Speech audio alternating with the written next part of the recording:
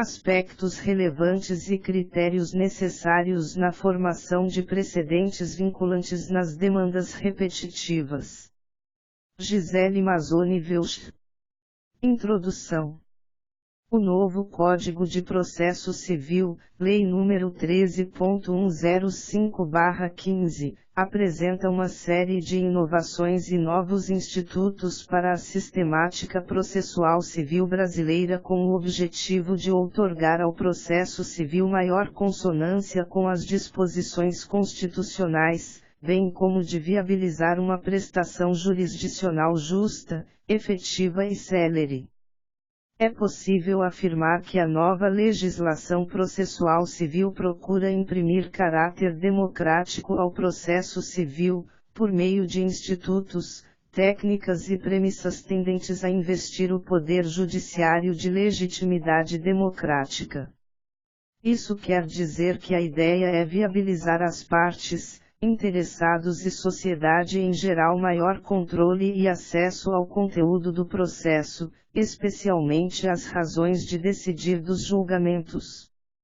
Nesse sentido, defende-se a necessidade de observância ao critério da participação e intervenção necessária de órgãos e agentes especializados e pertencentes aos poderes constitucionalmente estabelecidos em causas de potencial repetitivo pela natureza e matéria debatida, como as que discutem a prestação de serviços autorizados e concedidos e relações de consumo pela capacidade de gerarem decisões com status de precedente judicial com eficácia vinculante, como forma de legitimar democraticamente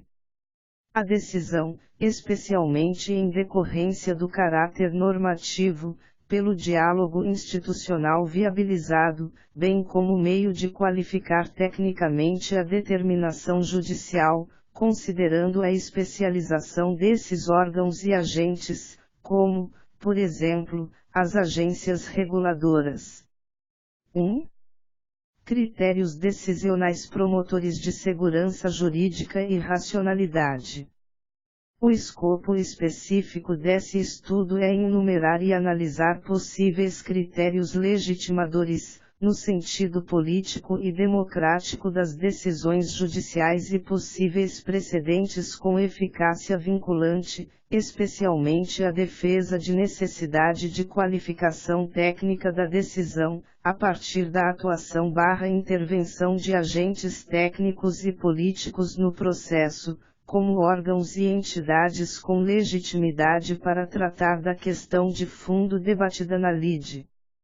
Os principais agentes, dentro do contexto de implantação do incidente de resolução de demandas repetitivas no novo Código de Processo Civil, artigos 976 a 987, que visa a redução das ações de massa e deslinde único para demandas idênticas, questões de direito, e, considerando o alto índice de ações que discutem prestação de serviço concedido, permitido ou autorizado, bem como as relações de consumo, seriam as agências reguladoras. Tais órgãos são capazes de intervir e contribuir com o processo na condição de amicus curiae em causas de potencial repetitivo e que serão submetidas ao julgamento por amostragem, mas de forma necessária e não apenas como uma mera faculdade do juiz quando julgar pertinente, visando a necessidade de formação de precedente adequado, justo e coerente em função do caráter vinculante, sem retirar, a toda evidência, a competência e liberdade de julgamento do Poder Judiciário, que contaria com a colaboração processual desses atores sociais para a formação da decisão/precedente judicial. Sobre o novo instituto previsto no novo Código de Processo Civil, o incidente de resolução de demandas repetitivas, que possui o condão de reduzir o número de ações de massa e tornar o judiciário mais célere, imprimindo maior segurança jurídica e isonomia de tratamento a casos análogos, não se pode ter a ilusão de que resolverá, isoladamente, o problema da morosidade processual, pois, como bem ressalta Sérgio Gilberto Porto, não é a forma de processamento das demandas judiciais a única causa que contribui decisivamente para a demora na solução de litígios judiciais. Mesmo se reconhecendo a positividade da reforma processual civil brasileira, existem particularidades concorrentes à morosidade que são exteriores ao processo e que permanecerão presentes, mesmo com a alteração legislativa futura. Destacando a necessidade de mudança cultural e operacional da comunidade jurídica para que as reformas legislativas possam colher resultados, Marco Félix Jobim pondera que, em que pese a adoção de medidas para aceleramento e uniformização processual seja consenso entre os doutrinadores e os operadores do direito, de nada adianta que uma solução seja proposta se não se abrirem os horizontes para que novas concepções auxiliem como forma efetiva de melhoria. Dessa forma, pode-se afirmar que a proposta de incidente de resolução de demandas repetitivas visa a racionalizar a atividade judiciária e a compatibilizar verticalmente as decisões judiciais, prestigiando os valores da economia e igualdade no processo. Destarte, considerando-se os fatores extraprocessuais que também contribuem para a demora na solução dos litígios judiciais, tal iniciativa pode ser tida como uma contribuição para a melhoria do desempenho do setor judiciário. Também no sentido de promover a legitimidade democrática da jurisdição constitucional, Marco Marrafon e Sandro Kuzikowski trabalham com a ideia da participação discursiva dos diversos agentes e segmentos que venham a ser afetados pela interpretação da questão jurídica debatida. Segundo os autores. Ora, ao se considerar a nova racionalidade processual, constitucionalmente adequada e atenta às demandas de caráter transindividual, os efeitos negativos sobre a questão democrática são exponencialmente maiores. Desse modo, a recusa à discricionariedade solipsista do magistrado implica a abertura dos diferentes agentes sociais que, ao participarem dos processos de maneira objetiva ou de efeitos difusos e apresentarem seus argumentos, pretensões de validade, contribuem para, atenuar a discricionariedade judicial, já que as interpretações apresentadas podem refletir dimensões sociológicas ou políticas do fenômeno constitucional não percebidas pelo órgão judicante e segunda, aproximar o poder judiciário de legítimas aspirações sociais, conferindo maior legitimidade e força normativa à concretização da Constituição. O novo Código de Processo Civil prevê a possibilidade de o juiz ou o relator, considerando a relevância da matéria, a especificidade do tema objeto da demanda ou a repercussão social da controvérsia, solicitar ou admitir a manifestação de pessoa natural ou jurídica, órgão ou entidade especializada, com representatividade adequada, por decisão irrecorrível, de ofício ou a requerimento das partes, no prazo de 15 dias da sua intimação. Transcreve-se, in verbis, o art. 138 do novo CPC, que trata da figura do amicus curiae. Art. 138. O juiz ou o relator, considerando a relevância da matéria, a especificidade do tema objeto da demanda ou a repercussão social da controvérsia, poderá, por decisão irrecorrível, de ofício ou a requerimento das partes ou de quem pretenda manifestar-se, solicitar ou admitir a participação de pessoa natural ou jurídica, órgão ou entidade especializada, com representatividade adequada, no prazo de 15 dias de sua intimação. Primeiro, A intervenção de que trata o caput não implica alteração de competência nem autoriza a interposição de recursos, ressalvadas a oposição de embargos de declaração e a hipótese do terceiro. Segundo, caberá ao juiz ou ao relator, na decisão que solicitar ou admitir a intervenção, definir os poderes do amicus curiae. Terceiro, o amicus curiae pode recorrer da decisão que julgar o incidente de resolução de demandas repetitivas. Porém, tal previsão define uma mera faculdade do juiz em determinar a intervenção do amicus curiae e quando o julgador entender conveniente, o que ainda não assegura uma condição ou critério de legitimidade política e democrática para a formação da decisão judicial, que poderá vir a tornar-se um precedente judicial com eficácia vinculante, pois não possui caráter obrigatório, além de não prever objetivamente as matérias e as naturezas de ações em que tal manifestação deva ocorrer, configurando mero arbítrio judicial, o que não consiste fator de segurança jurídica.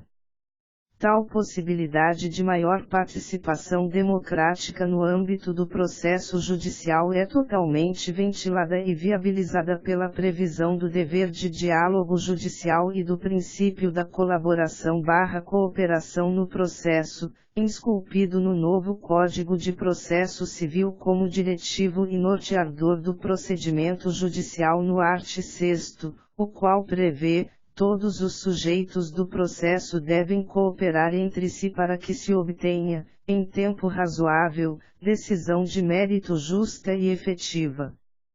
A ideia e o conceito de uma democracia participativa no processo judicial vem ganhando espaço e importância, justamente no sentido de outorgar às decisões judiciais maior legitimidade política e democrática e, assim, preservar ao máximo possível o núcleo do Estado democrático de direito.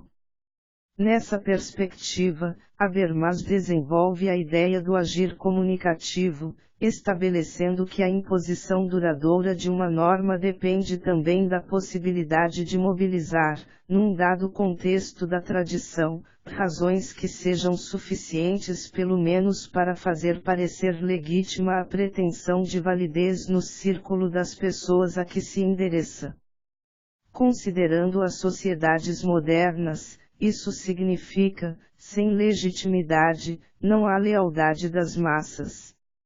Esse modelo de democracia tem como característica principal a intervenção de cidadãos, individual ou organizadamente, nos procedimentos de tomada de decisões político-administrativas.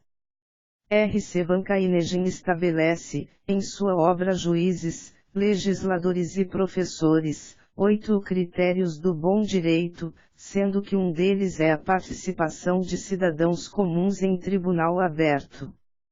Além da participação da figura do amicus curiae no processo judicial, por meio de órgãos e entidades representativas de direitos e interesses da sociedade em geral, existem as audiências públicas para corroborar o espaço democrático em demandas que exigem determinada complexidade para o julgamento final, garantindo maior participação popular no processo.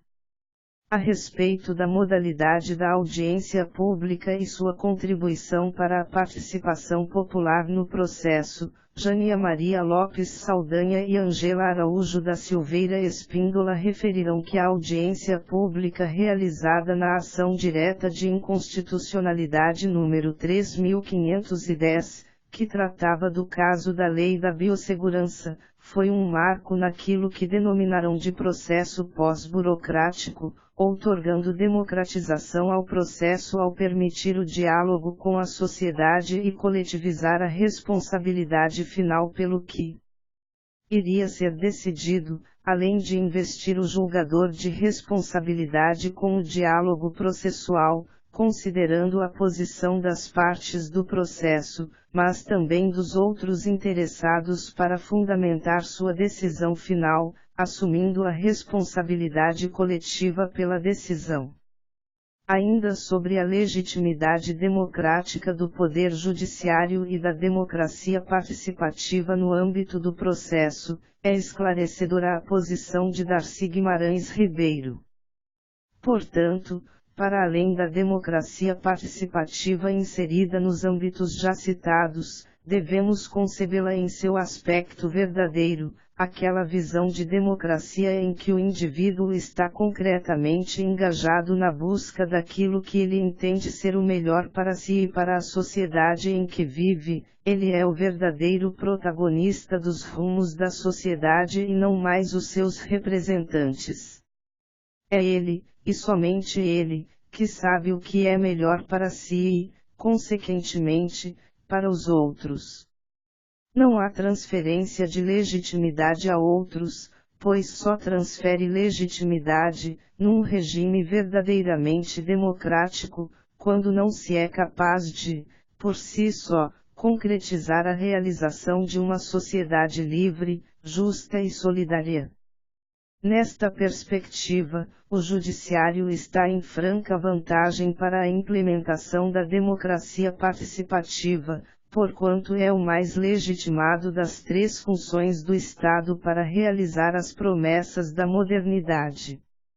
Como se o povo ativo escolhe seus governantes, legislativo e executivo. Onde estaria a legitimidade democrática do Judiciário, que não é eleito nem escolhido por esse ator decisivo que é o povo?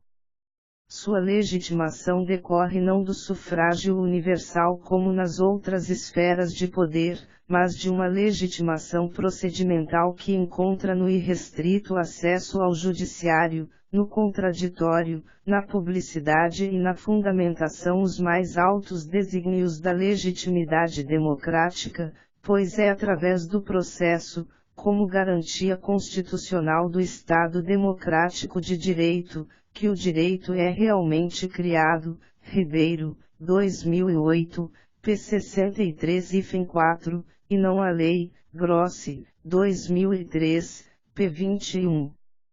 Sem falar no grau de credibilidade social que usufrui o Judiciário quando comparado ao Executivo e ao Legislativo, pois é o mais ético deles. O temor da ineficácia da supremacia judicial foi enfrentado por Cass Sunstein e Adrian Vermeulen, que buscaram apontar razões mais concretas em favor de uma postura mais contida por parte das cortes. Os referidos autores entendem que a imposição feita aos juízes é no sentido de adotarem um comportamento judicial orientado por princípios hermenêuticos muito abertos e veigos. Assim, uma intervenção judicial só se justificaria na medida em que fosse protetora das condições da democracia. Segundo os autores, as perguntas não devem ser abstratas, tampouco devem os teóricos colocarem-se no lugar de juízes. As perguntas, para serem úteis à prática do dia a dia dos tribunais, precisam levar em consideração as limitações das instituições e dos seus atores. Significa dizer que os teóricos da postura judicial devem considerar que os juízes, por mais bem dotados intelectualmente e intencionados que sejam, são seres humanos normais, com limitações intelectuais e, em especial, falta-lhes tempo e as informações minimamente necessárias para exercerem a tarefa de interpretação e aplicação da lei no caso concreto. Portanto, uma boa teoria norteadora da interpretação do direito pelos juízes não deve cometer o equívoco de idealizar o magistrado ou seja lá quem for o intérprete. É preciso atentar para as questões em jogo, para as capacidades institucionais dos atores, muitas vezes comparando-as, como, por exemplo, pode-se fazer com relação às vantagens da deliberação judicial sobre a legislativa e vice-versa. Nessa medida, no sentido de evitar que o judiciário transforme-se em uma indesejável instância hegemônica, a doutrina constitucional tem explorado duas ideias destinadas a limitar a ingerência judicial, a de capacidade institucional e a de efeitos sistêmicos. Capacidade institucional envolve a determinação de qual poder está mais habilitado a produzir a melhor decisão em determinada matéria. Temas envolvendo aspectos técnicos ou científicos de grande complexidade podem não ter no juiz de direito o árbitro mais qualificado, por falta de informação ou de conhecimento específico.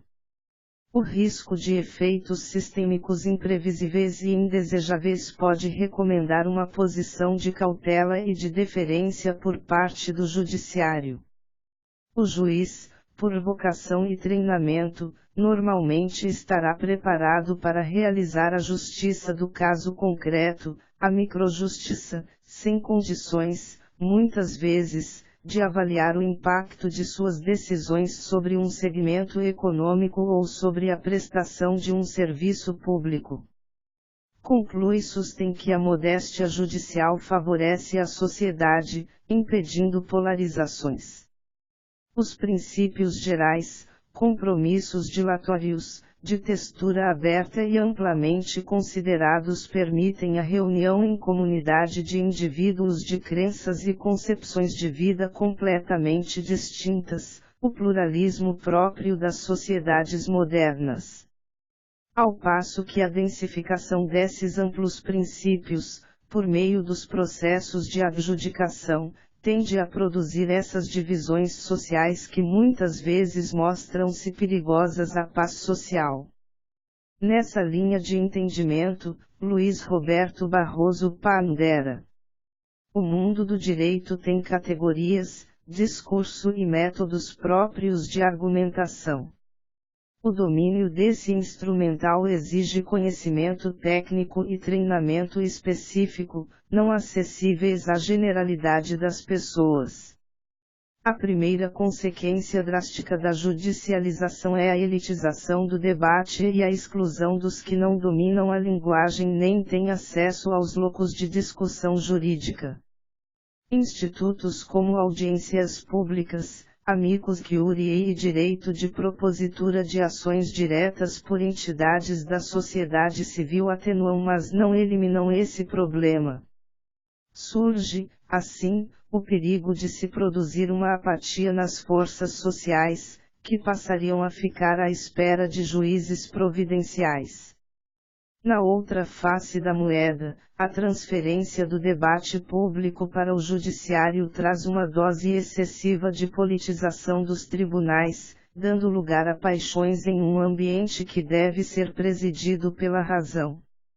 No movimento seguinte, processos passam a tramitar nas manchetes de jornais e não na imprensa oficial e juízes trocam a racionalidade plácida da argumentação jurídica por embates próprios da discussão parlamentar, movida por visões políticas contrapostas e concorrentes.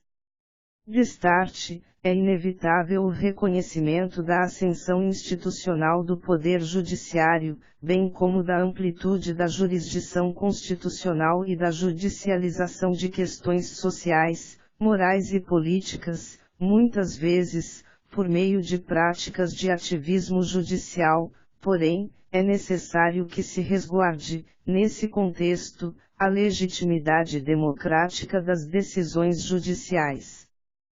Para tanto, é necessário se estimular a atuação dos juízes e tribunais de forma interativa com outros atores políticos e institucionais, por meio de práticas, como ora se propõe a de necessária intervenção de órgãos e entidades, a exemplo das agências reguladoras, na formação de precedentes de provável eficácia vinculante, em função da matéria e natureza da causa de origem.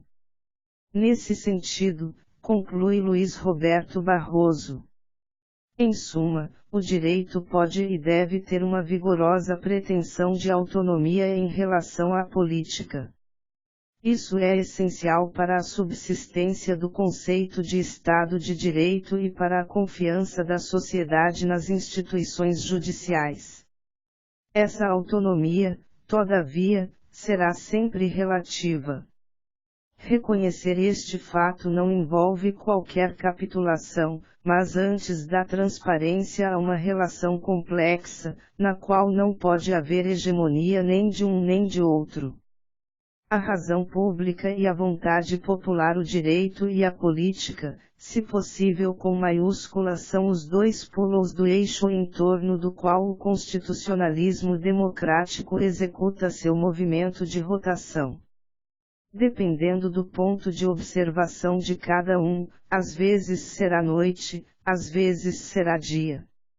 Ainda dentro do propósito central deste trabalho, no sentido de se estabelecerem critérios decisionais para serem observados na prolação de decisões e formação de precedentes judiciais, no sentido de se possibilitar uma benéfica função normativa e criadora da jurisdição e evitar arbitrariedades e decisionismos, é importante referir o papel de princípios ou postulados normativos aplicativos, metanormas, como balizadores e direcionadores de determinações judiciais.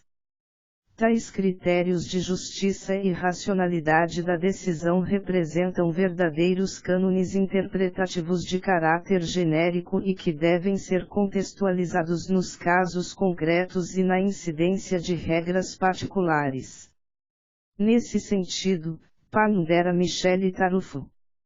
Se observa mais detenidamente os parâmetros indicados como constitutivos de la justiça ou de la decisão, facilmente se vê que estes têm la característica comum de não estar definidos analiticamente. Em realidade, cada um de elos é bastante vago, se trata de standards generais mais bem que de requisitos específicos, de princípios mais que de regras particulares, ou se deseja de valores mais que de conceptos rigorosos. Entre esses princípios, pode-se referir o princípio da proporcionalidade e o da sustentabilidade. O princípio da proporcionalidade cumpre relevante missão de funcionar como critério para a solução de conflitos de direitos fundamentais, através de juízos comparativos de ponderação dos interesses envolvidos no caso concreto. Sobre essa função discorre Paulo Bonavides. Uma das aplicações mais proveitosas contidas potencialmente no princípio da proporcionalidade é aquela que o faz instrumento de interpretação toda vez que ocorre antagonismo entre direitos fundamentais e se busca daí solução conciliatória, para a qual o princípio é indubitavelmente apropriado. As Cortes Constitucionais Europeias, nomeadamente o Tribunal de Justiça da Comunidade Europeia, já fizeram uso frequente do princípio para diminuir ou eliminar a colisão de tais direitos. O princípio da sustentabilidade também poderia ser operado com a função de metacritério jurídico de hierarquização e princípio de prioridade com o escopo de alcançar a máxima justiça possível no caso concreto, a exemplo do princípio da proporcionalidade, no caso de conflito entre direitos fundamentais. A aferição da ocorrência do princípio da sustentabilidade no corpo da Constituição Federal é feita por Juarez Freitas, na obra Sustentabilidade, Direito ao Futuro, onde o jurista apresenta a sustentabilidade como princípio norteador da ordem jurídica e abrangente, pois contempla todos os demais, inclusive o princípio da dignidade da pessoa humana, por seu caráter sintetizador de direitos e garantias e pela extensão de tais proteções ao bem-estar duradouro de todos os seres vivos, sem a limitação antropocêntrica. Tal princípio é analisado sob cinco dimensões: 1. Ambiental, 2. Econômica, 3. Social, 4. Jurídico-política, 5. Ética, intersubjetividade. Cada dimensão do princípio da sustentabilidade evidenciaria sua amplitude e imperatividade na busca do bem-estar duradouro de todos, assim como demonstraria a necessidade de mudança da concepção do direito e da forma de praticá-lo e interpretá-lo por meio de critérios intertemporais. Nessa consideração, o princípio da sustentabilidade consiste em uma metanorma ou postulado normativo aplicativo, estabelecendo a estrutura de aplicação de outras normas, princípios e regras, prevendo modos de raciocínio e de argumentação relativamente a normas que indiretamente prescrevem comportamentos. Dessa forma, é possível conceber o princípio constitucional da sustentabilidade como critério de aplicação de regra ou princípio, bem como balizador da melhor interpretação da lei no caso concreto, visando ao resguardo e à efetivação dos princípios e valores constitucionais e da preservação da ordem jurídica. Tal concepção é viável e positiva, principalmente em um contexto em que se propugna e desenvolve a criação judicial do direito, com outorga de poderes interpretativos aos juízes, a partir de conceitos jurídicos indeterminados e cláusulas gerais, técnicas que podem fazer com que a desejável discricionariedade judicial transforme-se em perniciosa arbitrariedade, se não existirem critérios legítimos a serem observados e elencados como motivação nos provimentos judiciais, pois é preciso salvar a criatividade do juiz e, ao mesmo tempo, garantir um mínimo de certeza do direito. O intérprete da norma deve, portanto, buscar a melhor conformação da norma com o caso concreto, considerando as circunstâncias e as consequências da sua interpretação e aplicação, não só no contexto vigente e atual, mas também considerando as decorrências de tal prática para o futuro, primando sempre pela defesa do desenvolvimento sustentável como valor maior. Nesse sentido, Emílio Betti, ao tratar da natureza do juízo de valor que o intérprete precisa ter ao interpretar e aplicar a lei. Ele deve, antes de tudo, referir-se às concepções dominantes na consciência social da época em que a norma foi instituída e, assim, descobrir a avaliação legislativa imanente e latente nela. Além disso, deve levar em conta as modificações de orientações normativas acrescidas no ambiente em que a norma teve vigor, somente assim terá condições de entendê-la e aplicá-la segundo o seu espírito. O nexo imanente entre esclarecimento e desenvolvimento integrativo configura este último, pelo menos em linha de princípio, como um processo de autointegração essa que a ordem jurídica exige, e a qual devem prover, em razão do seu ofício, os órgãos da jurisdição. Para a missão de tais órgãos, opera-se, junto à aplicação do direito e por meio da interpretação, a indispensável autointegração da ordem jurídica. Assim, o intérprete precisa buscar, por meio da atividade hermenêutica, a integração da ordem jurídica, tendo como diretriz o princípio da sustentabilidade e utilizando-o também como fundamentação e motivação axiológica de suas decisões. A fundamentação das decisões a partir de princípios gerais eleitos evita a desvinculação arbitrária do intérprete e a fundamentação com base no princípio síntese da sustentabilidade promove o comprometimento com o futuro. A análise das consequências deve consistir em elemento justificador das decisões. Ou seja, é preciso que se analise a repercussão de decisões e aplicação de leis no futuro e não só no presente, pois o crescimento e o desenvolvimento que se buscam são o sustentável, com aptidão para produzir resultados constitucionalmente desejáveis. Nessa consideração, McCormick desenvolve a ideia das consequências como implicações ou das consequências jurídicas.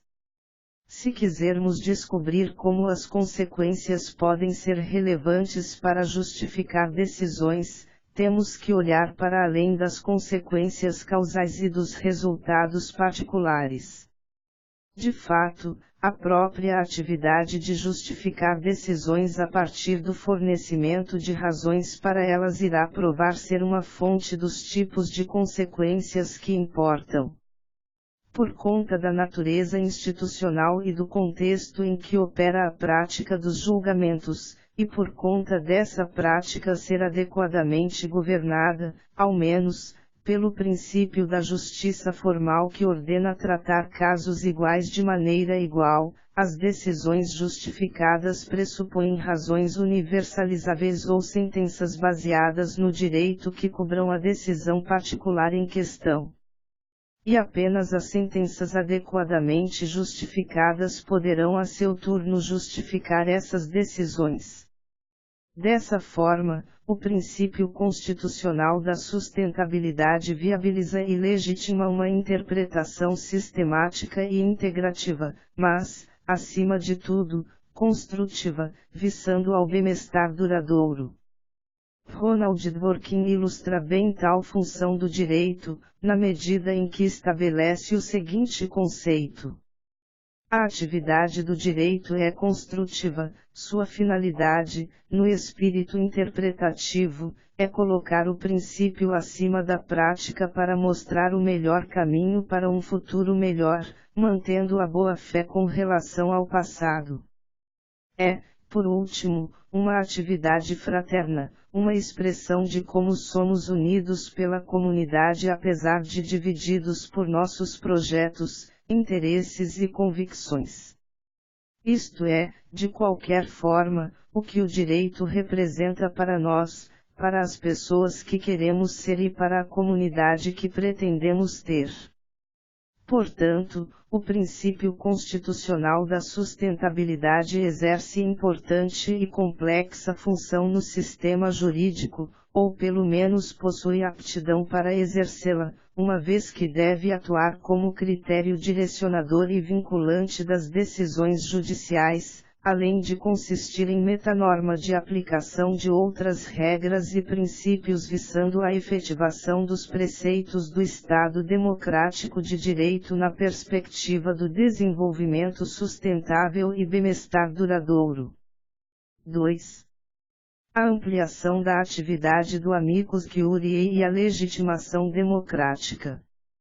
Contudo, a proposição central deste estudo aponta para a necessária admissão ampliada da atuação do amicus curiae no processo e na realização de políticas públicas, abrindo a hermenêutica constitucional à sociedade e considerando que a Constituição Federal de 1988 sintetiza normativamente uma série de demandas sociais não efetivadas pelo poder político, as quais se tornam dever do Poder Judiciário, no sentido de atuação substancial. A utilização de instrumentos aptos a aproximar as Cortes das necessidades da sociedade contribui para o progressivo fomento e aperfeiçoamento da própria democracia, enquanto sistema político construtor de cidadania. Como referido a Lures, entende-se que a atuação e intervenção necessária das agências reguladoras na condição de amicus curiae e como agente político legitimador democrático da produção de precedentes judiciais de eficácia vinculante em causas de potencial repetitivo e, ipso facto, de repercussão social e econômica, como as que envolvem relação de consumo e prestação de serviços públicos, concedidos ou autorizados, é medida que se impõe e que serviria aos ideais do Estado democrático de direito. Assim, cabe dispor, ainda que brevemente e como forma de respaldar a alegação central deste estudo, sobre o conceito, natureza jurídica e funcionamento no ordenamento jurídico pátrio das agências reguladoras, agente social identificado como importante personagem na formação de decisões judiciais com eficácia vinculante e que atuaria, com grande incidência, na condição de amicus curiae e no processo. A criação das agências reguladoras como autarquias autônomas destinadas à regulação, integrando a estrutura administrativa do Estado, encontra seu fundamento no direito de países estrangeiros, onde a regulação é desenvolvida desta maneira há bastante tempo, sendo trazida para o direito nacional há aproximadamente 20 anos. Foi na Inglaterra, a partir de 1834, que se utilizou a palavra agência para caracterizar um ente regulador de determinada atividade econômica. Esses entes eram criados para a concretização dos mandamentos legais e resolução das controvérsias deles resultantes. Mas foi nos Estados Unidos que se consolidou o sistema de regulação econômica desenvolvido por órgãos autônomos. Influenciados pela colonização inglesa, os americanos adotaram o sistema de regulação em 1887, mas com a depressão econômica de 1930, várias agências foram criadas para intervir e reestruturar a economia americana, que sempre foi baseada no pensamento liberal. A ideia de regulação nasceu da necessidade de intensificação da presença corretiva do Estado no jogo capitalista, sendo que no Brasil o marco da criação da regulação é a privatização. As agências reguladoras federais foram criadas a partir de 1996, inspiradas pela experiência americana como entes públicos dotados de independência em relação ao poder executivo. Nos Estados Unidos, a criação de agências reguladoras foi impulsionada pelos reformadores do New Deal entre os anos 1930 e 1960. Representou simultaneamente o fortalecimento do Estado e o questionamento do common law anteriormente prevalecente. Os reformadores do New Deal propuseram agências autônomas, reunindo os três poderes até então separados pela Constituição, consideravam o common law como proteção dos direitos dos proprietários contra os riscos de intervenção indesejada do Estado. Comprometidos com a redistribuição da riqueza e com a criação de novos direitos sociais, os New Dealers defendiam a criação de agências autônomas, visando a aumentar o poder regulador do Executivo Federal. Assim, uma diferença fundamental a assinalar nas experiências dos Estados Unidos e do Brasil refere-se à natureza das relações entre regulação e poder do Estado.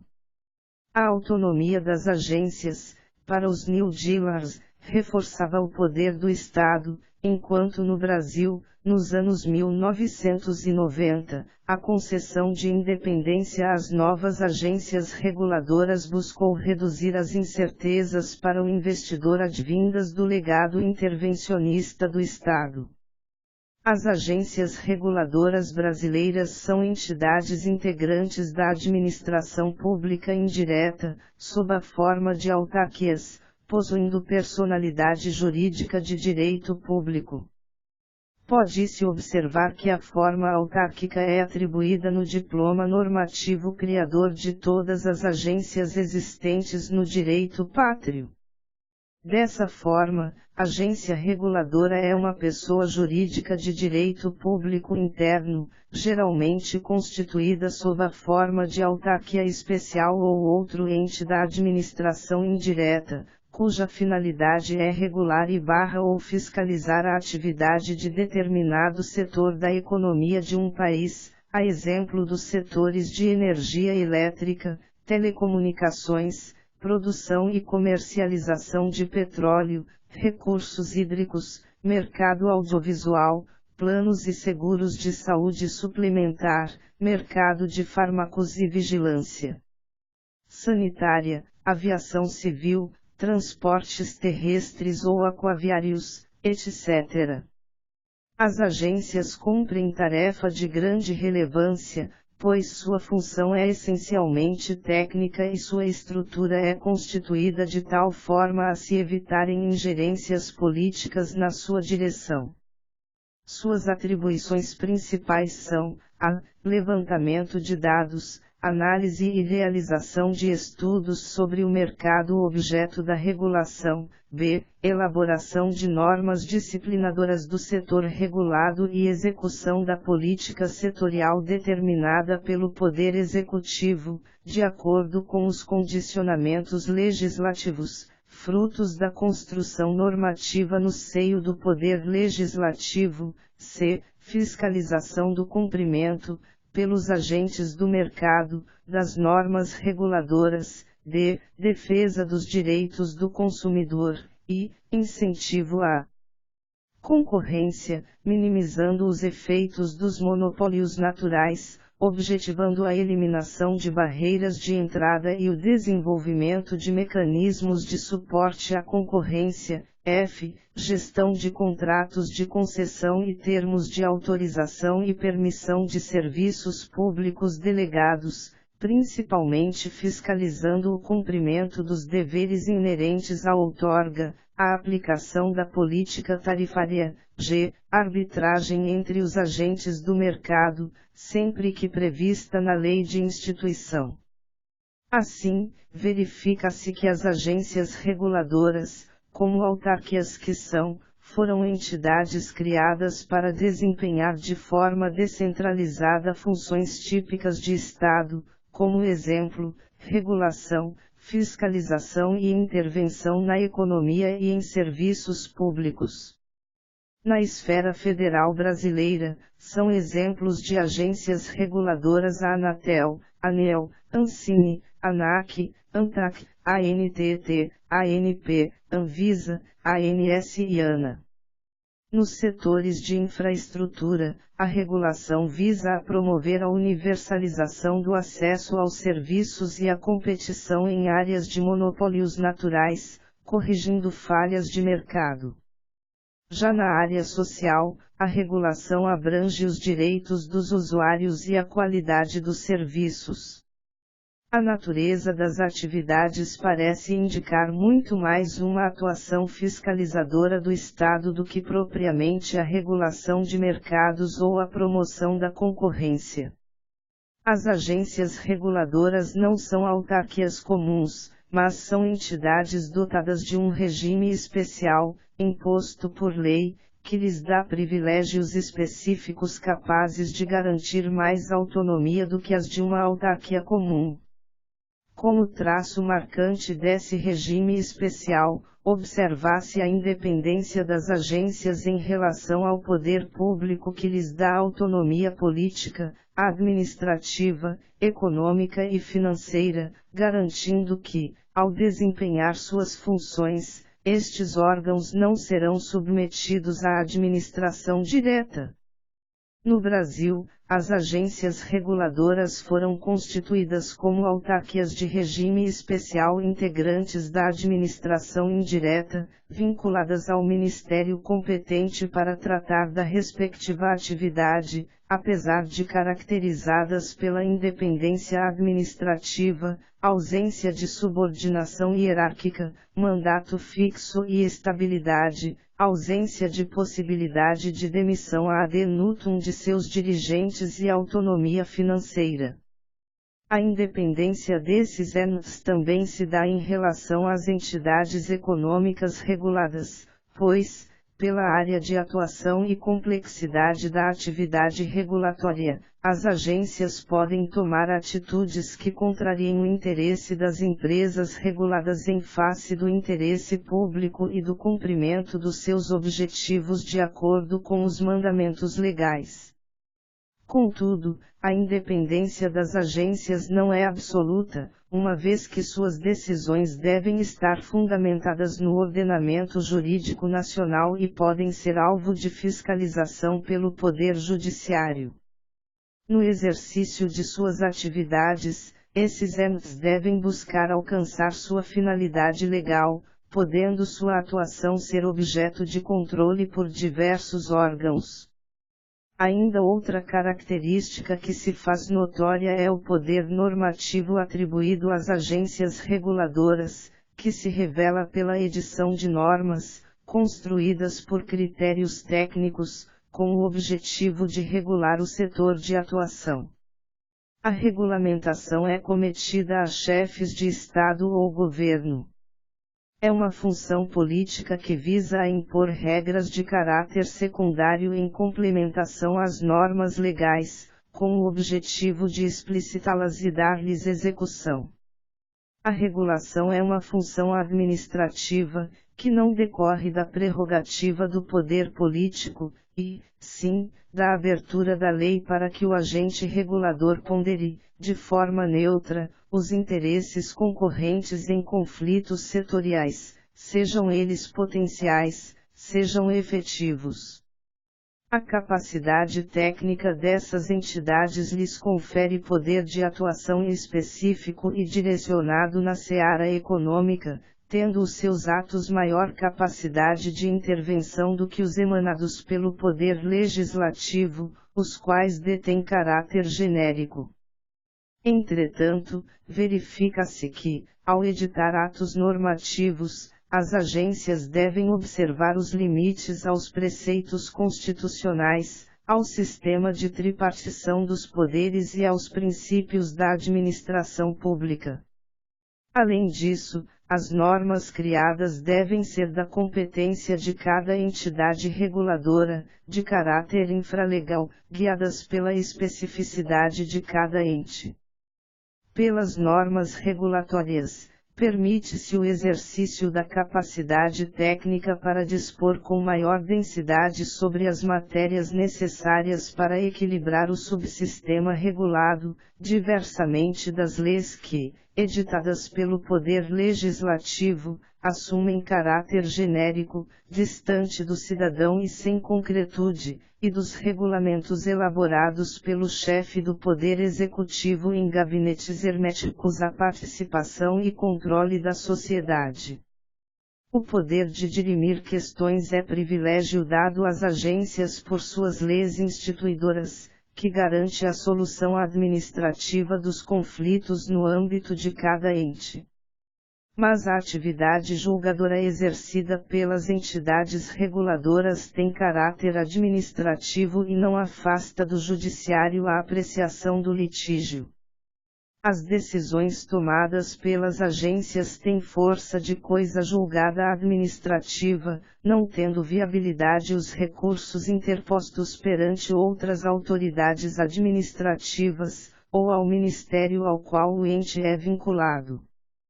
Contudo, estas decisões não podem ser afastadas de apreciação pelo judiciário, pois no ordenamento jurídico brasileiro prevalece o princípio constitucional da inafastabilidade da jurisdição, previsto no artigo 5º, XXXV, da CF/88. Desta maneira, as decisões administrativas tomadas pelas agências reguladoras são passíveis de apreciação judicial, cabendo à parte inconformada provocar o judiciário para analisar seu conflito. Porém, é preciso considerar que o Poder Judiciário não possui habilitação técnica para decidir sobre as matérias concernentes às agências reguladoras, somente por meio de realização de perícia técnica. Nesse sentido, leciona Alexandre Santos de Aragão. Em relação ao Poder Judiciário, a independência dos órgãos e entidades dos ordenamentos setoriais não pode, pelo menos em sistemas que, como o nosso, artigo 5º, XXXV, da CF, adotam a unidade de jurisdição, ser afirmada plenamente. Em tese, sempre será possível o acionamento do Judiciário contra as suas decisões. Todavia, em razão da ampla discricionariedade conferida pela lei e ao caráter técnico especializado do seu exercício, prevalece, na dúvida, a decisão do órgão ou entidade reguladora, até porque, pela natureza da matéria, ela acabaria deixando de ser decidida pela agência, para, na prática, passar a ser decidida pelo perito técnico do Judiciário. O Poder Judiciário acaba, portanto, em razão de uma salutar autolimitação, tendo pouca ingerência material nas decisões das agências, limitando-se, na maioria das vezes, como imposição do Estado de Direito, aos aspectos procedimentais assecuratórios do devido processo legal e da participação dos direta ou indiretamente interessados no objeto da regulação. Destarte, conclui-se que as agências reguladoras brasileiras são entidades integrantes da administração pública indireta que possuem natureza jurídica de autarquia em regime especial. Considerando as agências reguladoras como órgãos componentes da administração pública indireta e, portanto, do Poder Executivo, pode-se afirmar que a intervenção e a colaboração dessas figuras na formação de decisões judiciais atenderiam ao critério da legitimação democrática, ainda mais considerando o controle que podem sofrer pelo Poder Legislativo, promovendo uma verdadeira interação e integração dos poderes executivo, legislativo e judiciário no ato de formação de precedentes judiciais, permitindo a qualificação técnica e justa dessas decisões e, principalmente, atendendo aos reclamos do Estado democrático de direito no que toca ao sistema de tripartição dos poderes previsto constitucionalmente. O presente estudo propõe a participação das agências reguladoras na condição de amicus curiae em específico em função de sua competência e função legais, considerando a multiplicidade de ações discutindo a prestação de serviços públicos autorizados ou concedidos e as relações de consumo, as quais podem levar à formação de precedente com eficácia vinculante, especialmente por meio do Instituto do Incidente de Resolução de Demandas Repetitivas instaurado pelo novo Código de Processo Civil. Porém, também se identifica a importância da intervenção de outros atores sociais na formação da ratio ou decidente do precedente judicial com eficácia vinculante, considerando as qualidades técnicas e atribuições legais para contribuírem com a justiça e racionalidade, além de outorgarem maior legitimidade democrática na formação do precedente.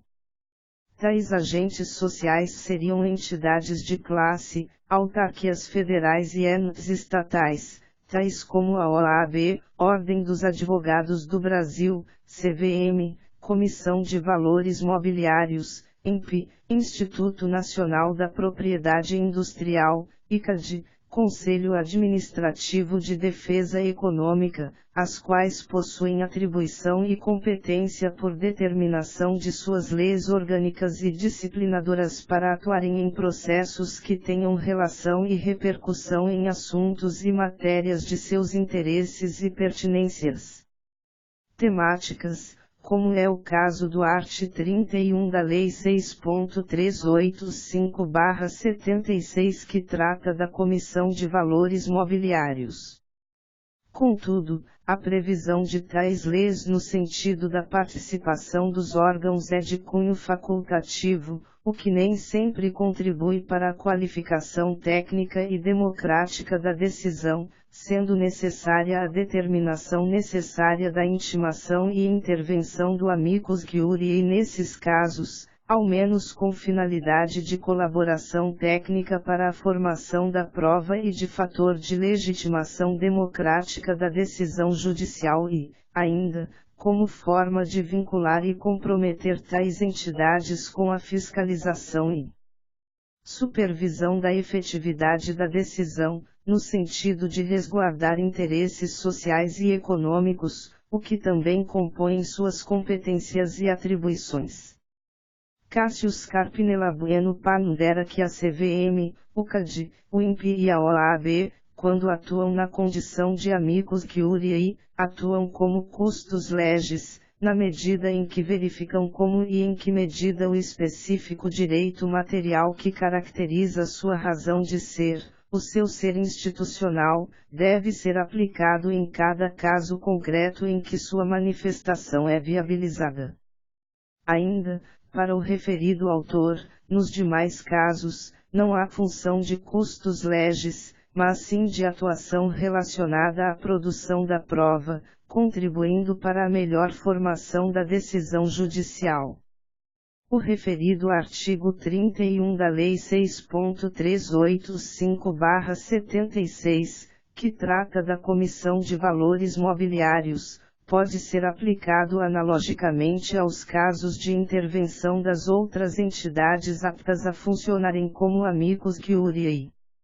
O art. 118 da Lei nº 12529/2011 também prevê a intervenção do CAD nos processos em que se discutam questões relativas ao direito da concorrência na qualidade de amicus curiae, uma vez que tal ente estatal atua na fiscalização da forma com que os bens jurídicos que competem a ele tutelar estão sendo disciplinados.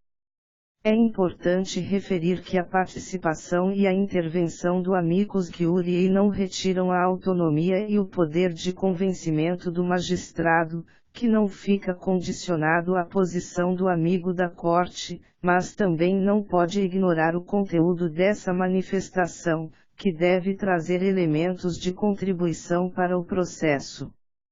Como já referido anteriormente, a possibilidade de manifestação do amicus curiae em determinadas causas, considerando a natureza do objeto discutido na lide e eventual repercussão social, está prevista no art. 138 do novo Código de Processo Civil.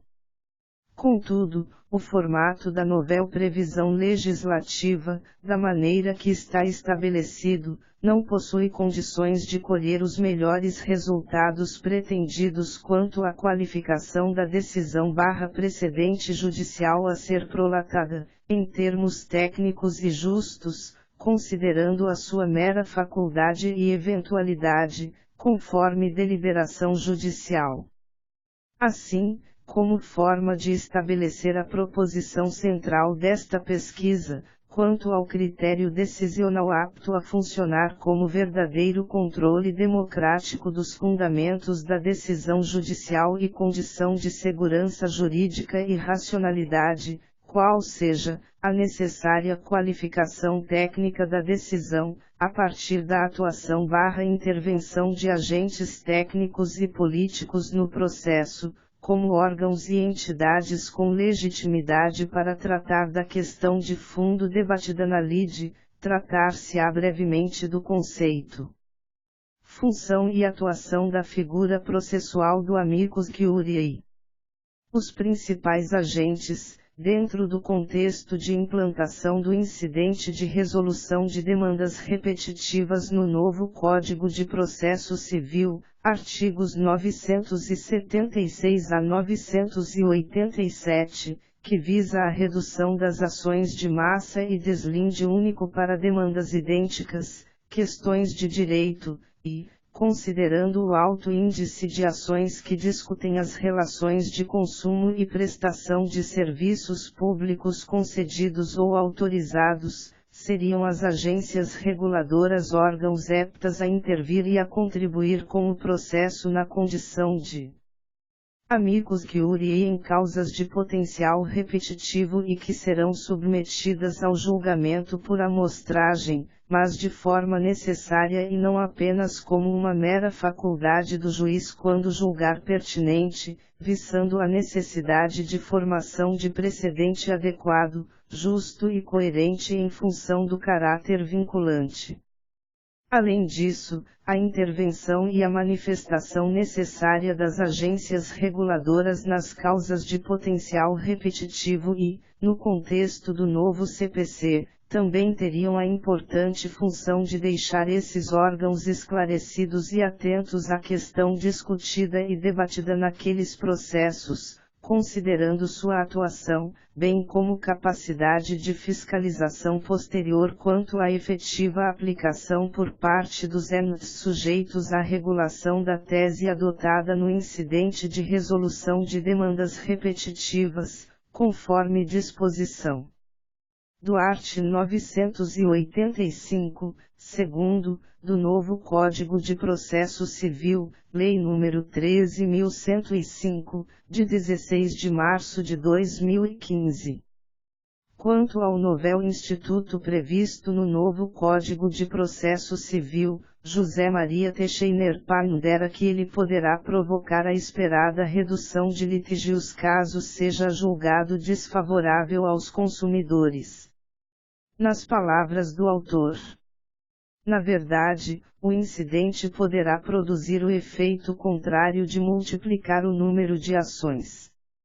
Basta que se pense na hipótese, altamente provável, de decisão favorável aos consumidores, mas não obedecida pelo réu senão quando coagido, caso a caso, pelo Poder Judiciário.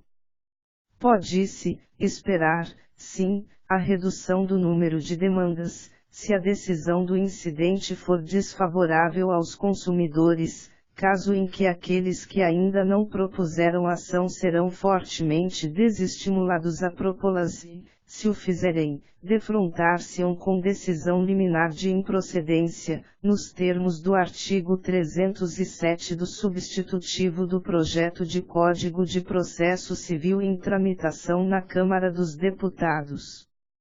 A implantação do dispositivo mostra-se positiva e necessária em função da existência de ações de massa no Judiciário e pela falta de um sistema consolidado de tutela coletiva de direitos, hoje ainda calcado nos microsistemas do Código de Defesa do Consumidor e leis esparsas, sem a devida codificação e unidade merecidas. Ainda é preciso considerar o problema da coisa julgada nas ações coletivas, limitada à competência territorial do órgão prolator e dependente da suficiência de provas para produzir efeito erga omnes. De toda a sorte, é preciso considerar que, apesar das críticas e problemas apresentados pela atual sistemática das ações coletivas no Brasil, ela tem se mostrado como um meio muito eficaz para a realização do direito objetivo, bem como para assegurar direitos individuais. Luiz Guilherme Marinoni e Daniel Mitidiero apresentam as seguintes críticas ao instituto previsto pelo novo Código de Processo Civil. É bem intencionada a sua previsão, na medida em que visa a promover a segurança jurídica, a confiança legítima, a igualdade e a coerência da ordem jurídica mediante julgamento em bloco e fixação de tese a ser observada por todos os órgãos do Poder Judiciário na análise da questão apreciada. É improvável, contudo, que consiga atenuar a carga de trabalho da jurisdição. A simplificação do procedimento para julgamento de demandas repetitivas não implica desaparecimento das causas das estatísticas do Judiciário, nem tem o condão de evitar, em regra, o ajuizamento de demandas para a obtenção da tutela do direito pelos interessados. Entretanto, é necessário que tal mecanismo seja devidamente aplicado pelo ordenamento para que possa promover seus positivos efeitos e não apenas integrar o conjunto de reformas legislativas processuais incapazes de promover as tão aclamadas e necessárias efetividade e celeridade do processo civil brasileiro. Com relação à possibilidade de não observância à tese adotada no incidente de resolução de demandas repetitivas, o novo CPC prevê no art. 985, primeiro, que, não observada a tese adotada no incidente, caberá reclamação. Porém é importante referir o projeto de lei 2.384/15, votado em 21 de outubro de 2015 pelo plenário da Câmara dos Deputados, que pretende reverter tal disposição, prevendo que caberia ação rescisória para os tribunais estaduais ou regionais federais, em vez de reclamação para o Superior Tribunal de Justiça e o Supremo Tribunal Federal, com o objetivo de impedir o aumento de processos nas cortes superiores. Considerando a sistematização do Instituto do Incidente de Resolução de Demandas Repetitivas, prevendo a participação de órgãos na condição de amicus curiae e, principalmente, pela proposição central deste livro, no sentido de estabelecer como obrigatória a manifestação e a intervenção de órgão ou entidade, como uma agência reguladora, nos processos em que se discutam direitos de natureza coletiva, difusos ou individuais homogêneos, com potencial de gerar demandas repetitivas, ou formar o incidente de resolução de demandas repetitivas, e, assim, com a predisposição de formar precedente de eficácia vinculante erga omnes, cujo conteúdo deve possuir qualidade técnica, justiça e racionalidade, na perspectiva de legitimação democrática e em função da sua repercussão social e econômica, é necessário abordar algumas questões elementares sobre o Instituto do Amicus Curiae. O amicus curiae trata-se de um auxiliar do juízo, sendo que sua vinda ao processo pode ser determinada pelo magistrado ou pelo próprio amicus curiae, que tem como objetivo criar melhores condições para que a decisão seja proferida pelo Poder Judiciário. Como não é parte, o amicus pode ser definido como terceiro, mas não terceiro como os protagonistas das formas de intervenção legalmente previstas, e sim terceiro no sentido amplo de quem não é parte. Carlos Rodrigues Gustavo Del Pra identifica que, dentro do conceito de sujeito do processo, os terceiros processualmente conhecidos, denunciado a lide, nomeado a autoria, assistente, possuem situações jurídicas correspondentes criadas pela lei, que são as regras que determinam em quais momentos, sob qual forma e mediante quais critérios cada um pode intervir. Já o amicus atua em situações jurídicas distintas, e, ainda, um tanto nebulosas, sendo que a lei pende ora autorizando ao juiz requisitar sua participação, ora autorizando ao próprio terceiro pleiteá-la. Sendo assim, não se pode classificar ambos os institutos com a mesma natureza jurídica e percebendo-se que a atuação de tal interveniente no processo figura, na atual configuração processual legislativa, como mera faculdade. O terceiro intervém como amicus curiae, figura processual típica do direito anglo-americano, raramente encontrada nos sistemas de civil law, embora admitida no STF há algum tempo. Carlos Gustavo Rodrigues Del Pra sugere que, para o amicus, cabe adequar o instituto a um dos conceitos já existentes. Entretanto, questiona o autor, será mais adequado qualificá-lo como terceiro interveniente ou auxiliar do juízo. E sugere a tomada do seguinte critério para definir a natureza jurídica do instituto: tratando-se de intervenção voluntária, é terceiro interveniente, ainda que se trate de uma intervenção diferente das previstas no CPC. Tratando-se de intervenção provocada, o amicus seria uma espécie do gênero auxiliar do juízo.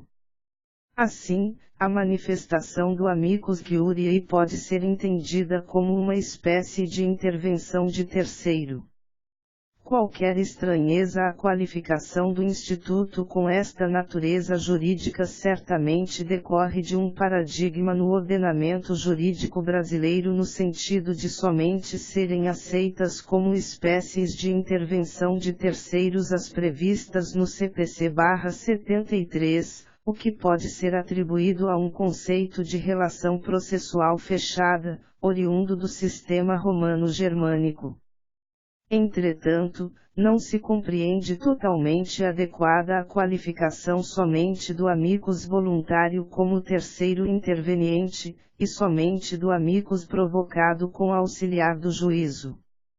Afinal, o amicus voluntário, tal qual o provocado, exerce a única função de cooperar com o juízo, e não litiga em prol de interesse jurídico próprio ou subjetivo na demanda, ainda que tenha algum interesse institucional de zelar pela coletividade que representa. No mesmo sentido, o amicus provocado, quando ingressa no processo, também não deixa de ser um terceiro, no sentido de não ser parte, interveniente, no sentido de intervir em processo alheio. Dessa forma, entende-se adequada a qualificação do amicus, seja qual for a forma de intervenção provocada ou voluntária, como um terceiro interveniente cujo requisito para a intervenção no feito será a possibilidade de cooperar com o julgamento da lide. Esta conclusão quanto à natureza jurídica do amicus é referida na doutrina. Aquele que atua como amicus curiae de certo não se inclui no conceito de parte, pois não formula pedido, não é demandado ou tampouco titulariza a relação jurídica objeto do litígio. Também não exterioriza pretensão, compreendida como exigência de submissão do interesse alheio ao seu próprio, pois seu interesse não conflita com aquele das partes. Dentro da conceituação puramente processual dos terceiros, devemos admitir necessariamente que o amicus curiae inclui-se nesta categoria.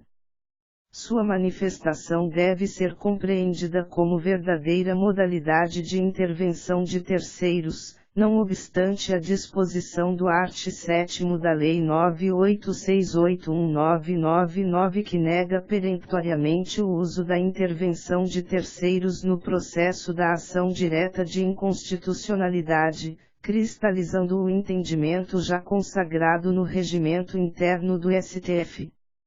Esta vedação deve ser compreendida como proibição do manejo das modalidades de intervenção previstas no CPC, arts. 50 a 80, o que não desconfigura o amicus curiae como espécie de intervenção de terceiros.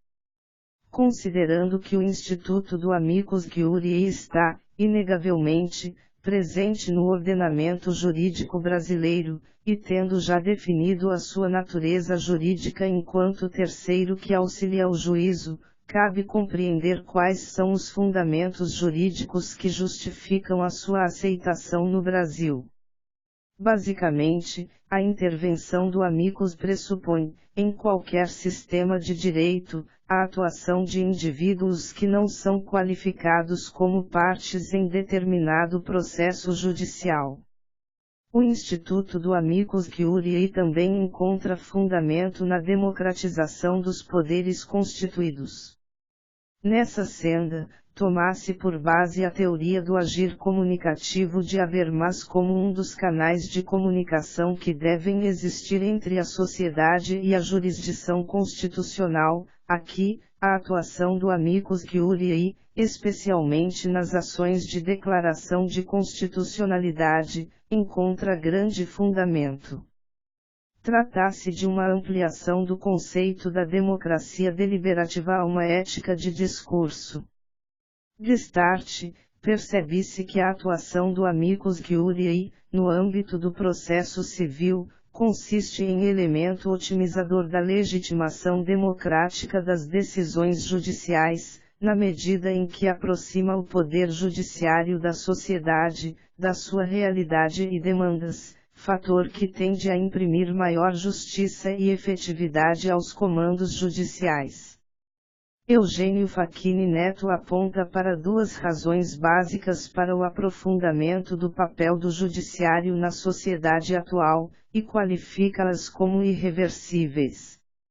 São elas, a mudança da estrutura do sistema jurídico, observada a partir da segunda metade do século XX, e que tinha por objetivo alcançar o Estado constitucional de direito e b. a alteração da estrutura política com o desenvolvimento deste Estado social, em consequência do maior intervencionismo do Estado na economia e na sociedade. Atualmente, o Judiciário encontra-se dissociado da tradicional ideia de que o Estado apenas desempenhava duas funções, protetiva, dos atos lícitos, e repressiva, dos ilícitos, sendo razoável afirmar que as decisões advindas do Judiciário, as munidas de repercussão geral, com certeza devem encontrar consenso com a situação atual da sociedade, com o aparato instrumental oferecido pela realidade social e política do momento presente. Assim, afirma-se que o Judiciário é figurante ativo na democracia participativa, que permite a própria intervenção dos cidadãos, individual ou organizadamente, nos procedimentos de tomada de decisões político-administrativas. É exatamente nesta ideia que a abertura do direito processual civil ao Instituto Estrangeiro do Amicus Curiae encontra fundamento. Trata-se de uma participação democrática que ocorre fora dos contornos do poder legislativo, o qual delimita a iniciativa popular pelo plebiscito, referendo e pelo direito de votar e ser votado. O Instituto possibilita um meio de influenciar e reivindicar as decisões estatais judiciais com a legítima participação de terceiros representantes da sociedade.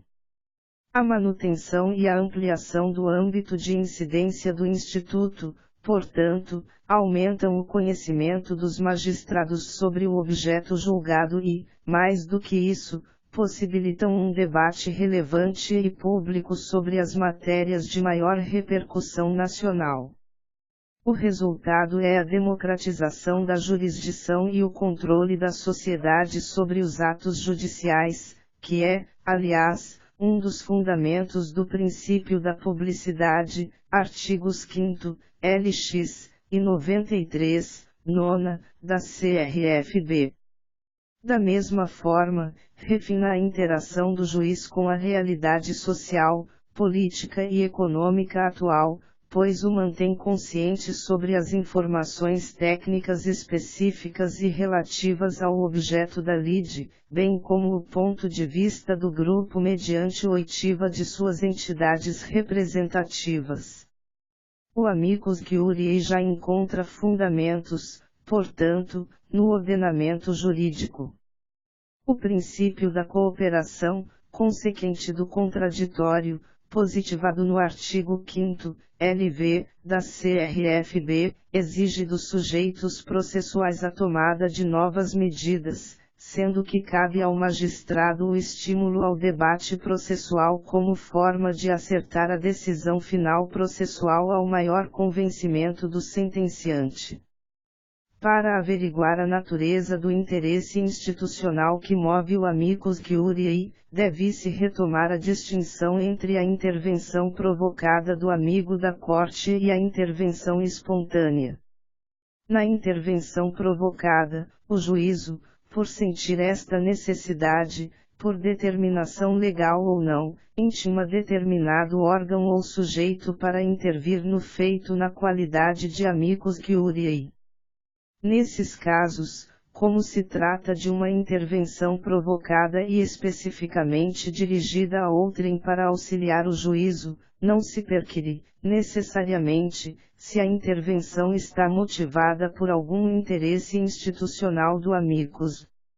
A intervenção está motivada pela determinação judicial, a qual pode ser atendida pelo amigo da corte, apresentando sua manifestação, ou pode ser recusada, com a devida justificativa. Por outro lado, intervenção espontânea do Amicus Curiae ocorre quando o sujeito requer, por sua iniciativa própria, o ingresso no feito.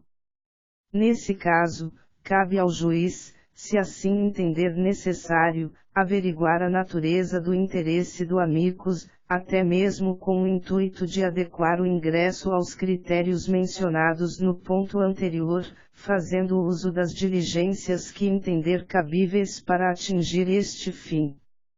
É na intervenção espontânea que se questiona se a natureza do interesse para a intervenção do amicus é de ordem individual ou coletiva. Resta claro que o amicus não deve tutelar interesse jurídico próprio, portanto não se fala em direito de intervir. Para esses casos, pode o sujeito buscar a tutela de seu direito nos termos legais, como parte. O amicus, então, é movido por um interesse, e não um direito. Este interesse, como já dito, é institucional. Possui ordem coletiva, e não individual, justamente porque se trata de uma preocupação, por parte do amicus, quanto à qualidade da decisão proferida. O amigo da corte faz questão que o magistrado tenha contato com todas as informações, todos os dados e pontos de vista que ele próprio conhece, por possuir maior intimidade com a matéria debatida no processo, ou simplesmente por se tratar de órgão, governamental ou não, público ou não, que institucionalmente representa determinado grupo direta ou indiretamente envolvido no caso. Se o seu interesse é no sentido de qualidade da decisão judicial, que é prestada pelo Estado, evidentemente que este interesse é de ordem pública, portanto coletivo. A ideia de cooperação, contraditório e ampliação dos meios de instrução também está vinculada ao caráter de interesse coletivo da intervenção do amicus. Assim, com relação à possibilidade de atuação do amigo da corte para além das hipóteses legalmente previstas, percebe-se que ela se enquadra na liberdade para determinar os meios de prova de que o magistrado dispõe, artigo 130 do CPC/73, que autorizam o deferimento ou o requerimento da intervenção do amicus nos casos não previstos em lei. Teresa Arruda Alvim Vandier assim define o amicus curiae. Trata-se, como a própria expressão sugere, de um amigo do juiz, de um colaborador do juiz, que deve agir no sentido de que o poder judiciário, ao decidir, leve em conta, de algum modo, por exemplo, como vetor interpretativo, os valores adotados pela sociedade, representada pelas suas instituições. A importância do amicus é mais evidente em face das discussões travadas no STF, dada a amplitude de significado das normas constitucionais, assim como a complexidade fática e a disputa entre valores inerentes aos casos em que se busca a delimitação do sentido dos direitos fundamentais. Isso não quer dizer, entretanto, que a definição do sentido da lei federal também não possa exigir a intervenção do amicus curiae em face de questões complexas e relevantes para a vida social, ainda que fora dos recursos repetitivos, embora só exista previsão para estes casos.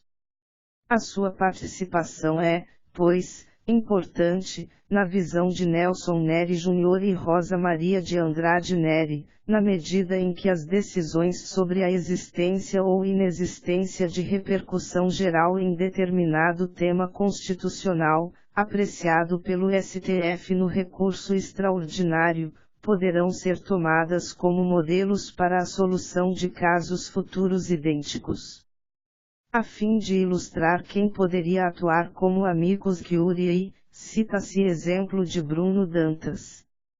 No exame da repercussão geral das questões constitucionais no RE, os amici curiae podem ser, por exemplo, organizações não governamentais de defesa das liberdades civis interessadas em demonstrar ao STF o impacto que as questões em debate no recurso têm perante a sociedade. Esse impacto, é bom que se diga, é exatamente o conteúdo da repercussão geral, e será examinado no juízo de admissibilidade. Ainda nesse exemplo, embora seja do interesse dessas organizações a preservação das liberdades civis nos termos da discussão do processo em que foi deferida a sua intervenção, é igualmente relevante para elas que, no momento da adoção da decisão paradigma, o STF esteja municiado de dados suficientes a demonstrar a sua repercussão social, pois pior que perder o mérito daquele recurso é permitir que, à luz do 5º do art. 543-A do CPC, nenhum outro reversando questão idêntica seja admitido. Salvo revisão de tese. Os ônus do amicus curiae, ao participar da verificação de existência, ou não, de repercussão geral na questão constitucional debatida, são de agir imparcialmente e prestar informações que efetivamente sirvam à solução da questão.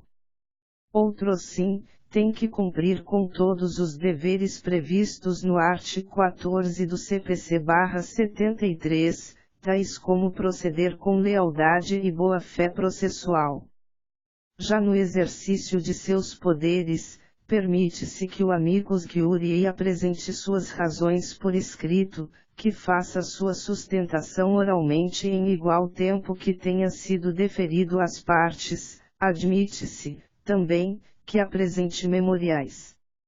Outro sim, sendo do interesse deste terceiro, entendem Luiz Guilherme Marinoni e Daniel Mitidiero que ele possa ser recebido pessoalmente por ministro do STF, a fim de que, por algum desses meios, possa auxiliar no convencimento do STF pela presença ou, até mesmo, pela ausência de repercussão geral da questão constitucional aventada pelo recorrente. Embora a legislação e o regimento interno do STF apenas façam menção à admissibilidade do amicus curiae na fase de análise da repercussão geral, sendo assim entendido, por parcela da doutrina, que sua atuação deva ficar restrita apenas a esta etapa do recurso extraordinário, Nelson Rodrigues Neto sustenta que também na fase de julgamento de mérito do apelo extremo deva ser autorizada a sua participação, mesmo que a lei não o faça expressamente. Porquanto, entende o autor que, o fundamento para a intervenção do amicus curiae resulta da representatividade que ele possui para a manifestação de um interesse institucional. Relativamente à figura do amicus curiae na sistemática dos recursos especiais repetitivos, pode-se referir que, com o intuito de assegurar o mais amplo debate do tema por todos os eventuais interessados, pode, o relator, solicitar informações a serem prestadas no prazo de 15 dias aos tribunais federais ou estaduais, a respeito da controvérsia, art. 543-C, 3 graus do CPC/73, ou em razão da relevância da matéria, a manifestação de pessoas, órgãos ou entidades com interesse na matéria, art. 543-C. 4º, do CPC/73 e art. 3º, e, da Resolução nº agosto de 2008 do STJ. Tal dispositivo faculta ao relator admitir a intervenção de pessoas, órgãos ou entidades interessadas na solução da controvérsia. Trata-se da figura do amicus curiae, amigo da corte. Como já referido anteriormente, o novo CPC prevê a possibilidade de participação do amicus curiae na sistemática de julgamento dos recursos extraordinários e especiais repetitivos, conforme disposição do artigo 1038, e segunda. A permissão pela intromissão deste terceiro, amicus curiae, existe por dois motivos. O primeiro é tornar a situação isenta de parcialidade ou questionamento, pois ninguém poderá alegar julgamento à revelia de interessados, uma vez que há possibilidade da intervenção. A segunda permite a participação de interessados com o desiderato de evitar aplicação injusta, ou seja, uma forma de filtrar os casos que se encontram na fila para obter o mesmo fim, o mesmo teor de julgamento. Afinal, o recurso sobrestado pode ter outros argumentos que justifiquem o acolhimento ou a rejeição da tese veiculada, argumentos estes não levados em consideração nos recursos escolhidos e nas respectivas contrarrações. Portanto, é da natureza do próprio amicus curiae ser uma forma de intervenção popular no controle de constitucionalidade de leis, fortalecendo a democracia. É nesse sentido o entendimento de Rodrigo Murad do Prado.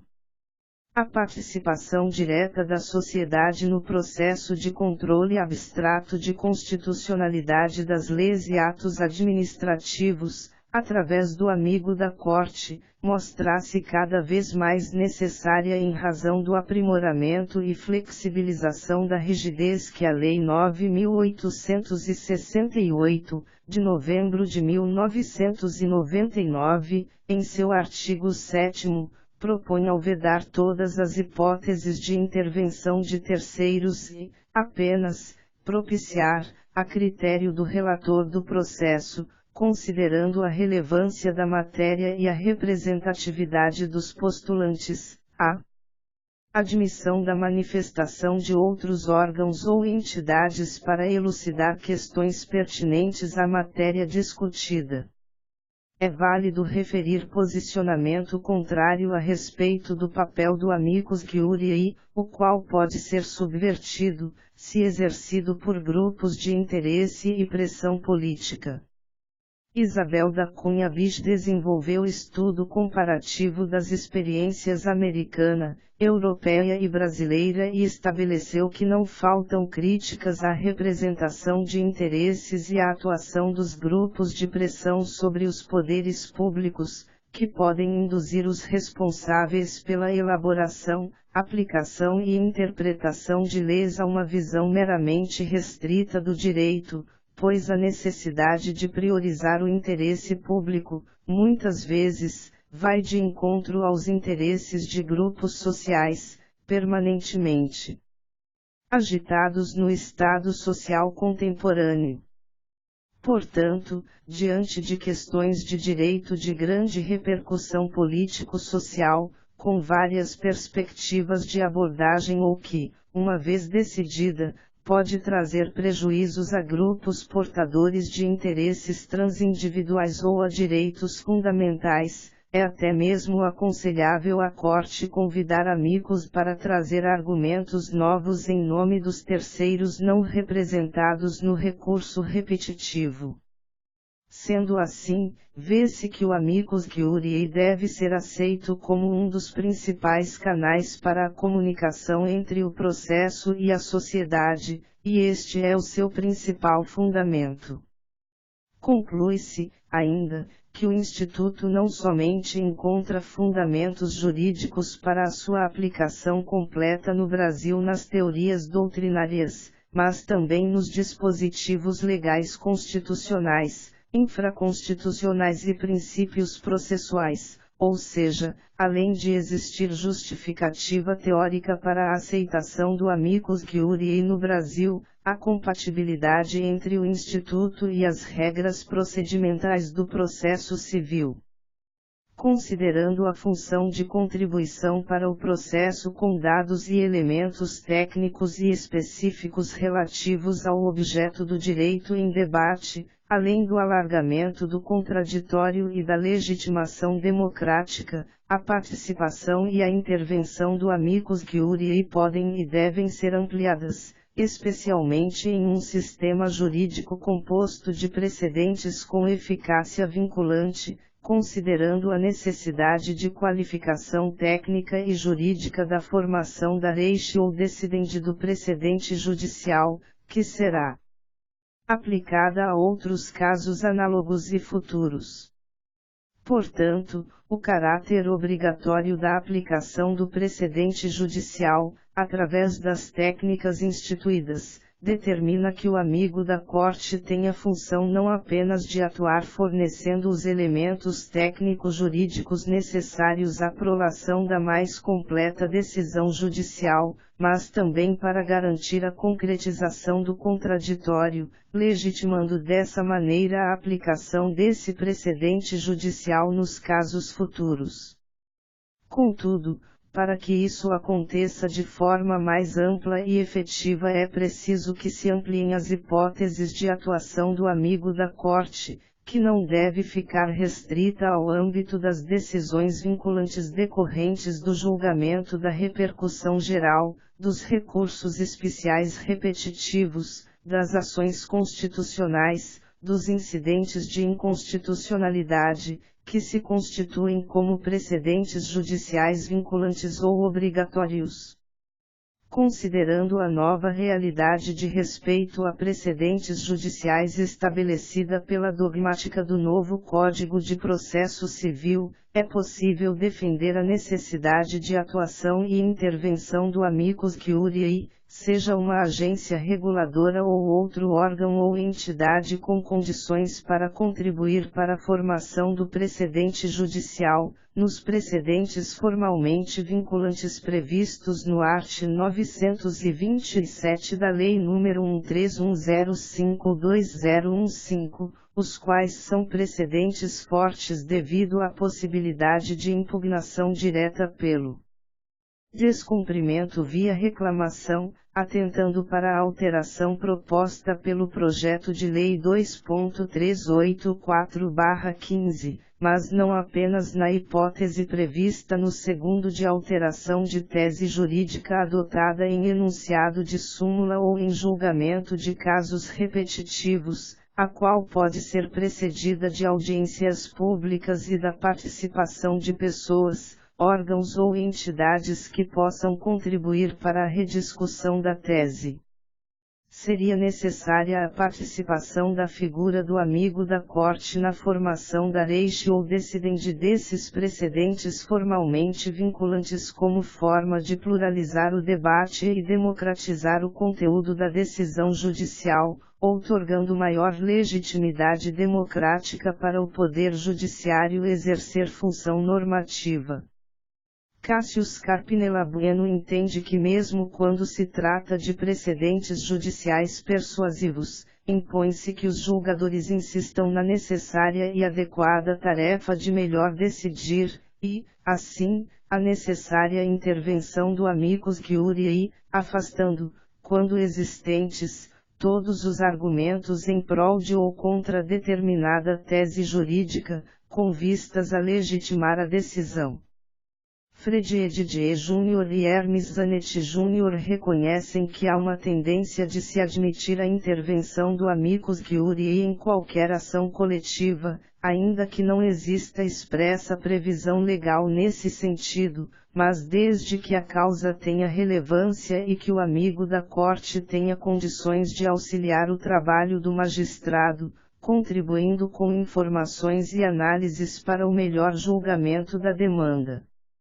Trata-se da admissão de intervenção atípica de amicus curiae, que visa auxiliar em uma completa prestação da tutela jurisdicional, bem como na legitimação da decisão judicial, cuja ratio poderá atingir um número indeterminado de sujeitos. Eduardo Cambi e Kleber Ricardo Damasceno defendem a ampla intervenção do amigo da corte para conferir legitimidade às decisões proferidas em processos coletivos, reconhecem que, com a crescente força vinculante dos precedentes judiciais no ordenamento jurídico pátrio, ratifica-se a necessidade de se ampliarem os mecanismos argumentativos de participação social na formação da decisão judicial, como a intervenção do amicus curiae. Teresa Arruda Alvim Vandier e José Miguel Garcia Medina ponderam que a participação do amigo da corte no processo se liga à ideia de participação procedimental democrática, garantindo-se à coletividade, representada pelo amicus curiae, o poder de influir na criação da solução de dado problema, que poderá atingir no futuro um número indeterminado de sujeitos que deduzam em juízo caso semelhante ao já julgado. Assim, nota-se que, seja por meio da atuação da figura do amicus curiae, seja pela realização de audiências públicas na resolução de temas de interesse social, tem-se a participação da sociedade no processo constitucional, conforme pensamento de Boaventura de Sousa Santos, para quem os tribunais e a sociedade devem caminhar juntos para o desenvolvimento da democracia. Destarte, a necessidade de observância a critérios e limites à discricionariedade judicial como forma de preservar o Estado democrático de direito mostra-se salutar e indispensável dentro da sistemática dos precedentes judiciais de eficácia vinculante e a teoria dos princípios pode auxiliar no âmbito argumentativo, no fechamento do espaço de discricionariedade do intérprete e, mesmo em caso de omissão legislativa, é possível construir a norma a partir do ordenamento jurídico, quando houver autorização expressa pelo próprio constituinte, como é o caso do mandado de injunção. Por fim, o critério da racionalidade na produção de decisões judiciais deve ser um imperativo, racionalidade no sentido de argumentação lógica e coerente das regras e princípios incidentes no caso concreto, considerando também a necessidade de qualificação técnica e dotada de justiça do decisum, tanto na justificação norteada por princípios universais e sob pressupostos lógicos quanto na motivação, esta sob a liderança da retórica, a fim de viabilizar a justificação. O direito como saber que possibilita a normativização das formas jurídicas de controle social revela-se atividade racional. Como determina McCormick, para se analisar a racionalidade da argumentação retórica, a coerência implica, portanto, compromisso da decisão judicial com princípios e valores que outorgam à decisão a força que a torna aceitável pelo seu auditório, impedindo ou reduzindo a arbitrariedade dos órgãos responsáveis pela jurisdição estatal. O raciocínio jurídico manifesta-se, essencialmente, no processo judicial, na motivação do juiz em dizer o direito do caso concreto, expressando as razões da sua decisão. Com efeito, ao decidir, deve o juiz interpretar o direito de forma razoável, ponderada e aceitável a fim de transformar sua decisão em algo socialmente útil. As razões de uma sentença judicial dirigem-se não apenas aos litigantes, mas a todos. Faz compreender o sentido e os limites das leis novas como também o modo de combiná-las com as antigas. Fornece aos comentadores, aos estudiosos da jurisprudência, a possibilidade de comparar as sentenças entre si, de analisá-las, agrupá-las, criticá-las, de extrair delas lições, em geral, também de preparar as soluções futuras. Assim, é preciso que se considere que a viabilização de participação desses órgãos, agências reguladoras, nas causas de potencial repetitivo atende à necessidade de efetivo controle e fiscalização do cumprimento da decisão judicial, considerando as repercussões sociais e econômicas que implicam, bem como de acordo com as suas respectivas competências legais. Portanto, considerando todos os aspectos, a observância e a realização efetiva de tal critério para a determinação da decisão judicial e formação de precedente com eficácia vinculante, por meio da técnica processual cabível, é medida que se impõe e atende aos reclamos do Estado democrático de direito, especialmente quanto aos preceitos de participação e diálogo democráticos, racionalidade e segurança jurídica. Conclusão. Eis aqui o critério decisional a ser necessariamente observado para a obtenção da resposta constitucionalmente adequada, o qual permitirá ainda a legitimação democrática da função normativa da jurisdição, considerando o diálogo institucional entre poderes, mas dependerá de uma pertinente e ampla motivação da decisão judicial, não somente como forma de viabilizar a realização desse diálogo institucional entre poderes, mas também como meio de controle democrático do conteúdo da decisão judicial. Potencialmente um precedente com eficácia vinculante, pela sociedade em geral. Ainda, é necessário que a racionalidade seja o principal argumento para uma teoria dos precedentes, pois o juiz do caso atual tem de saber que a sua decisão poderá se tornar aplicável em um caso futuro e, portanto, consistir em um precedente, com eficácia vinculante e, ipso facto, com necessidade de resguardo de coerência com a Constituição, no que tange especialmente à isonomia, segurança jurídica e efetividade. Destarte, percebe-se que a observância e a concretização do critério proposto neste estudo para a formação do precedente judicial atendem à necessidade de se estabelecer a resposta constitucionalmente correta para o caso concreto na realidade do Estado democrático de direito, viabilizar a adequada motivação da decisão judicial, onde a aplicação da técnica da ponderação tem grande relevância, pelos amplos fundamentos, de ordem jurídica e técnica, que irão compô-la, e, ainda, outorga legitimidade e controle democráticos pela participação de órgãos de Estado pertencentes aos poderes constitucionalmente estabelecidos, minimizando as hipóteses de arbitrariedades e conduzindo para a racionalidade no julgamento.